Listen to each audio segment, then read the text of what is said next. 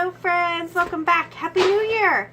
It is officially 2018. We are 72 hours into 2018 and I've already had a rough year. Oh my goodness, 3 days in and it's already started off with a bang. So I started thinking about my New Year's goals and my word. Have you picked your word? It seems like everybody is picking words these days, which is awesome. It's something I started doing a few years back and I loved it. And this year my word is soft. I shared in the last video on that, but just quickly, it was a word that came to me in early December when I started thinking about it, and I really rebelled against using soft. I'm like, Lord, there's got to be a better word out there, a more inspiring word out there than soft. But then I sat down and I was like, all right, I'm going to get inspired by this. And I looked up the definition and it means easy to mold and having a pleasing quality.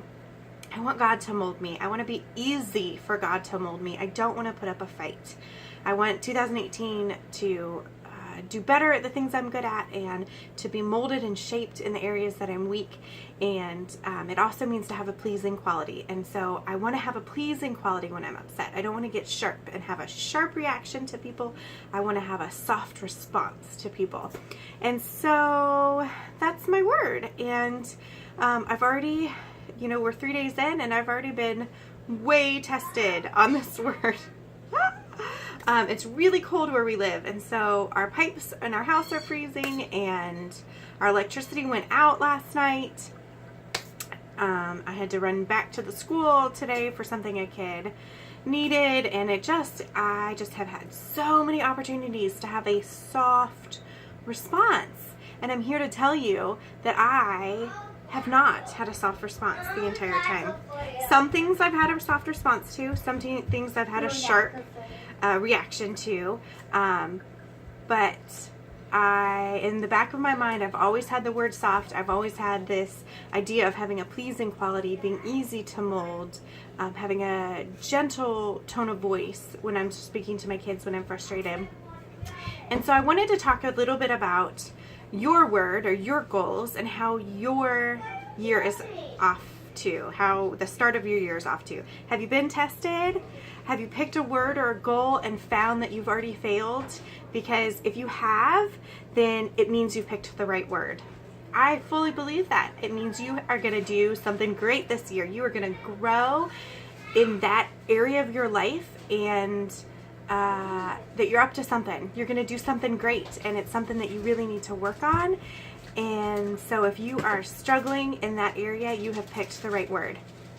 Now, it is easy to have one thing happen and we feel, okay, it's all right. I'm going to just keep going. And then another thing happens and you're like, okay, maybe I'm not cut out for this. And then another thing happens and you're like, screw it. I've already messed up. I've already blown it. We're 3 days in and I've blown my word. And so I'm just going to not do it. I'm not going to worry about it. I'm here to encourage you not to give up. Do not give up on your word, even if you've already blown it, because every day is a fresh start. You can always start over. And like I said, I want you to be encouraged by your failure to stick out your word or stick out your goal. Maybe your goal is to eat healthier and you just downed a pint of ice cream. Don't give up. Don't throw the entire year away just because you had one bad moment. Or maybe your goal is to be more productive and you slept the day away and you missed the production of your day. Don't throw it away. Don't throw your entire year away because you had one bad day. You're going to have ups and downs and you're going to be tested. The enemy doesn't want you to get better. He does not want 2018 to be better than 2017. He doesn't. He doesn't want you to succeed at your goals. He doesn't want you to flourish through your word that you have picked. He doesn't want that. So do not let him win and do not get discouraged. I went to the Bible to find some encouraging words on how to stick out our goals and our words for the year. The first one is from Isaiah 42:16. It says, I will lead the blind by ways they have not known. Along unfamiliar paths, I will guide them. I will turn darkness into light before them and make the rough places smooth. These are the things that I will do. I will not forsake them. I love this because in this new chapter that I'm in this new being soft in every situation and having a soft tone of voice and a soft response, this is unfamiliar territory to me. This is not something that I am a master at, and that's why I've picked the word. So he's going to lead me. I am blind in this area, and he's going to lead me down this path. I will turn darkness into light before them, and I will make their rough places smooth. Look, you're not going to be perfect all throughout 2018. You're not. You're not going to be perfect all day long. You're not going to be perfect all week long. You're not going to have a perfect month.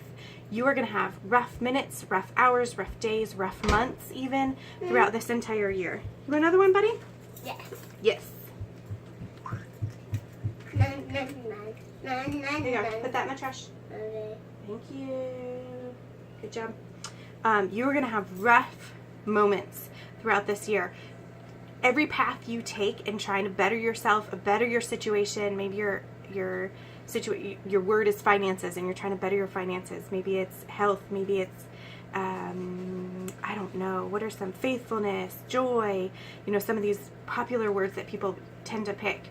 You're not going to always be joyful. You're not always going to do well at your finances. You're not always going to have smooth paths. And so he even says where the paths are rough, there are going to be rough paths. He is going to make them smooth.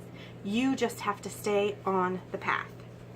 The next one you can find in Galatians 6:9. This is one of my favorites. It says, "Let us not become weary in doing good, for at the proper time we will reap a harvest if we do not give up."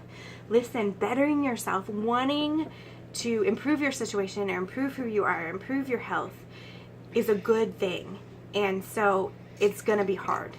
Anytime that you are trying to better yourself or improve a situation, it's going to be tough. A new season, a new technique that you're trying, you're moving into a new area of your life, things aren't going to be easy. And don't give up before you harvest. Look, think about it in farming. A lot of the biblical things were written back when people were farmers. Think about it farming. You have to clear a field, and then you have to prepare the ground, and then you have to sow the seed, and then you have to water the seed, and you have to weed weeds, because just because you weeded the weeds once to prepare the ground doesn't mean that they don't pop back up. So you got to weed those again, then you got to protect them from the animals, protect them from the evil one that's going to come in and try to derail you. You have to make sure they have enough water, make sure they have enough light, and then you get to pick your harvest. You don't automatically just get to step out into a harvest. So think about your goal. Have you prepared the way? Have you thought about the plot that you're going to use? Have you prepared the ground? Have you thought about ways that you're actually going to accomplish it? Like my idea of smooth. My word is smooth. I needed to think about how am I going to become smooth. I can't just say I'm going to do it and not have a plan, right? I have to prepare my plot. And then I got to sow the seeds. I got to keep forcing myself to have a different reaction than I want to have, than I normally have. And then I have to go back in and weed those weeds that are going to pop back up. Look, I might make it to June doing great, and then things that I have worked out of the way in January might pop back up in June. They're just weeds that I'm going to have to re-weed out of my smooth garden, if you will. But in the end, if I don't give up and I stick with it, I'm going to reap a harvest. And my children will reap a harvest because of my hard work. Our blessings follow us. I really believe that they're a ripple effect. And so that's just another Bible verse to encourage you not to give up. And the third one I have, you can find it Proverbs 16:3. It says, "Commit to the Lord whatever you do, and He will establish your plans." Listen, you are not strong enough to achieve your goals.